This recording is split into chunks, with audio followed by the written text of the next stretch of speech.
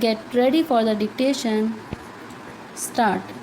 Mr. Vice Chairman, first of all, I must place on record my grateful thanks to the University Grants Commission for the work that they have done for the advancement of higher education.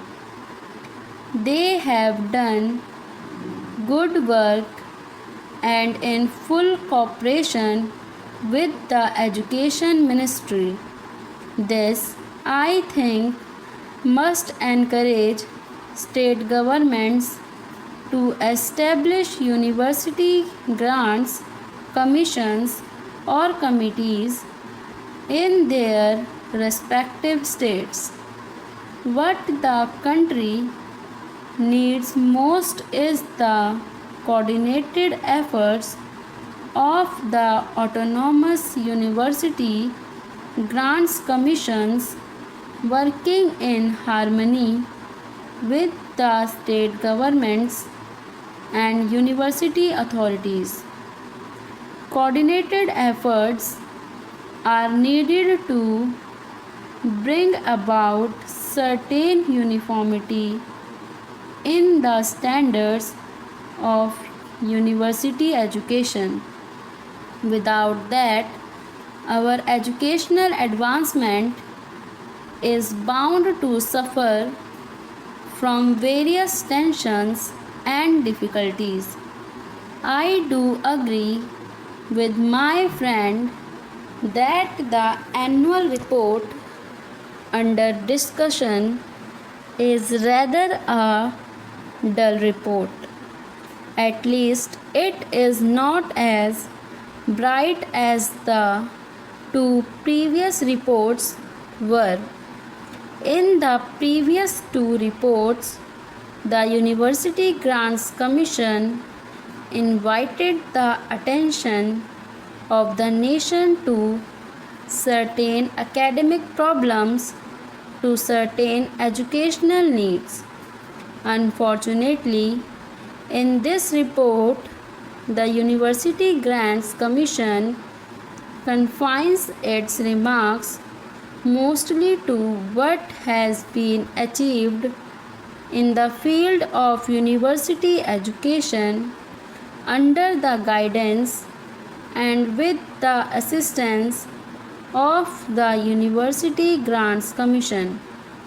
However, sir, it is not possible for me to agree with Mr. Santhanam that the University Grants Commission should not extend help to universities for the preservation of manuscripts.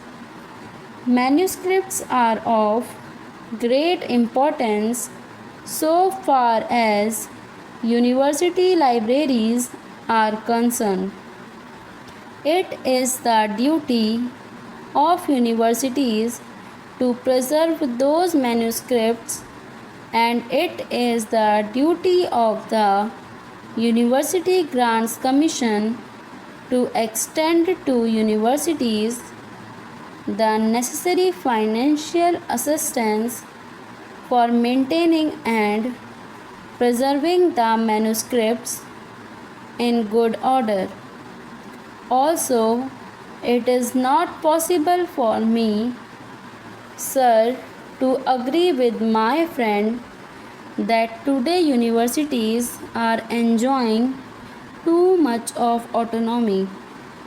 I agree with the University Grants Commission, which 2 years ago remarked that freedom is vital for education and democracy, and I personally feel, sir, that on one plea or the other, university autonomy and academic freedom are being restricted rather than being extended as they must be.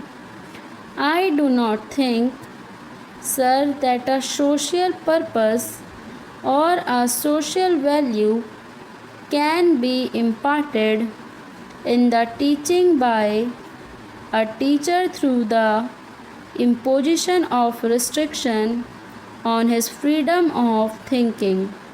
I feel that teachers need academic freedom for discharging their duties in an efficient way.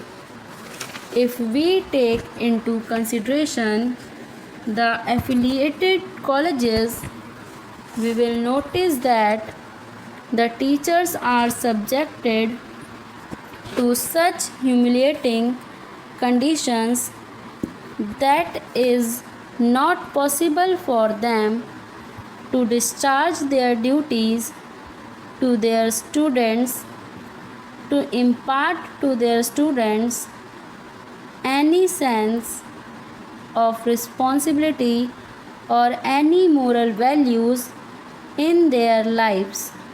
I therefore, sir, feel that it is necessary to be more careful about the preservation of academic freedom to teachers. Sir, we are grateful to the Education Ministry and to the University Grants Commission for upgrading the salaries of teachers in the central universities. Yet a great disparity prevails in the salaries of teachers of central universities and state universities and affiliated colleges, and this disparity is causing a lot of heartburning and a lot of difficulties. As one connected with education, I may say that there is not such a marked difference in the quality of teachers serving in the central universities and in the state universities and in affiliated colleges as to justify the great disparity in the salaries of teachers of these institutions. I feel, sir, that we must keep in our mind the remarks of the University Grants Commission made in their earlier annual report with regard to teachers' salaries. We are not only to provide adequate salaries to teachers of affiliated colleges but also to teachers of secondary schools. We must remember, sir, that a great majority of students study in affiliated colleges and the quality of education is largely determined by the quality of work that is done in affiliated colleges. For improvement in the quality of teaching, improvement in living conditions is also very necessary.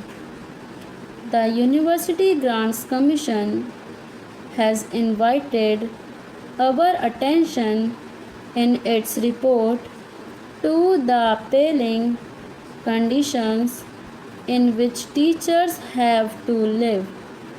But unfortunately, the University Grants Commission has to admit that it does not seem likely that we shall be able to make anything more than the marginal contribution towards this practical need.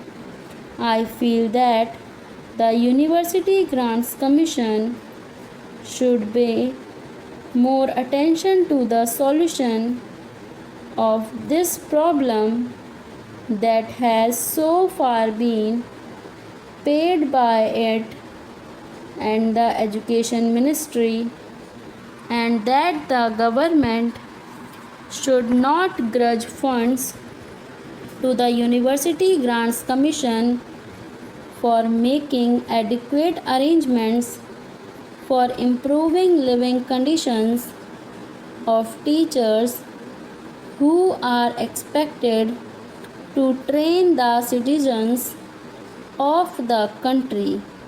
Sir, in the University Grants Commission report, it is maintained that rupees 12,000 should be granted to every affiliated college for the welfare of the teaching staff, and that efforts should be made to provide them with quarters, and that too in the vicinity of the college where they teach.